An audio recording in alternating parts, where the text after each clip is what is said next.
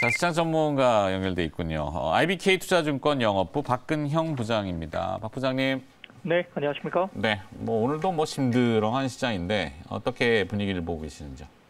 네, 우크라이나 사태의 불확실성은 여전히 높긴 하지만 양쪽 다 협상 의지는 있다는 점을 감안했을 때 극단적인 시나리오는 현실화 가능성이 일단 희박하다는 전제 조건, 기본 시나리오로 보는 게 맞습니다. 그러나 전일 유가 급락의 또 다른 배경으로 중국발 수요 둔화 불안이 재차 확대되는 것이 시장에 대한 고민거리가 되겠는데, 미국과 한국 등 주요국들이 위드 코로나 기조로 본격 전환하고 있지만 중국이 제로 코로나 정책을 고수하고 있기 때문에 선전 같은 경우는 지금 폭스콘이나 유니마이크론 등 주요 IT 업체들이 집결된 선전 지역이 이제 실리콘밸리라 불리는 정도입니다. 여기에 따라 락다운이 단기적으로 한 일주일 정도 들어간다면 크게 문제가 없겠지만, 만약에 이것이 장기화된다고 한다면 최근 완화되고 있는 공급난이 다시 악화될 것이라는 가능성도 주가가 현재 반영하고 있습니다. 해당 지역이 전면 락다운 되는 것에 대한 부분들은 다소 이제 우회적인 부분으로 공장 가동을 지속하겠지만은, 이런 부분들이 공급난 악화에 대한 가능성에 대해서 우려를 하는 것인데, 이러한 불안감이 투영되면서 주가에 반영하는 부분들이 결국은 FOMC 회의를 앞두고도 여전히 불안감이 조금 일부 있다는 것을 볼 수 있겠습니다. 따라서 이제 중국 락다운 불안이라든지 나스닥 조정 지속 등 대외 불확실성 재료 때문에 오늘은 하방 압력을 다소 받을 것이지만, 미국 10년물 국채금리가 2.1%를 돌파했고 연중 최고치를 기록하면서 다소 조금은 미국 금리에 대한 부분도 선반영되고 있다는 점, 이런 부분들에 대해서는 하락에 대한 부분도 좀 제한적일 수 있습니다. 국내 증시가 과매도권에 진입했기 때문에 장중 전해지는 우크라이나 사태 관련된 뉴스 플로우, 그리고 중국의 1월과 2월 실물 경제 지표가 만약에 긍정적으로 나온다면 지수의 하단이 견고해지면서 다시 리바운딩이 나올 수 있다는 점도 염두에 둬야 될 것 같고요.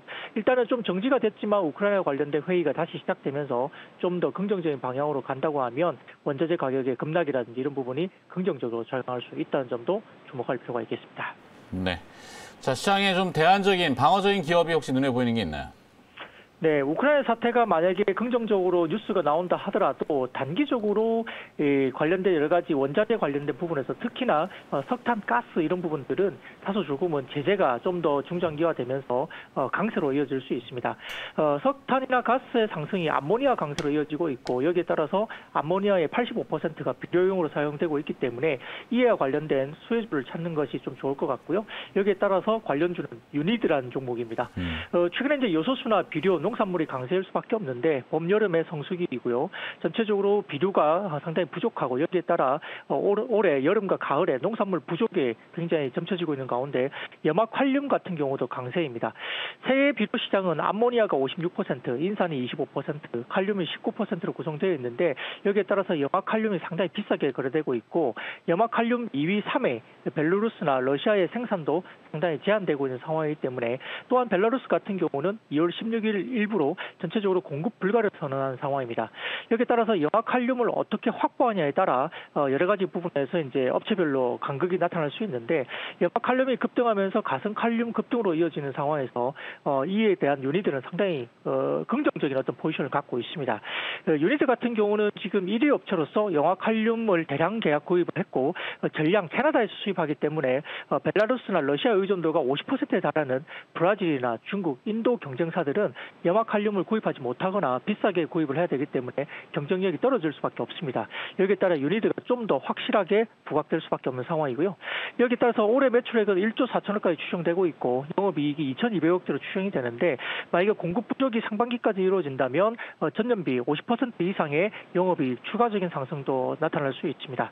말씀드렸듯이 비료 시장이 봄, 여름이 성수기고 2, 3월부터 수출이 급감했기 때문에 향후에 가격인 추가 상승의 어떤 부분도 열려있다는 점에서 긍정적입니다.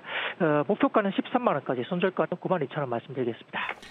네, 잘 들었습니다. 시장 전문가였고요. IBK 투자증권 영업부 박근형 부장이었습니다. 고맙습니다. 감사합니다.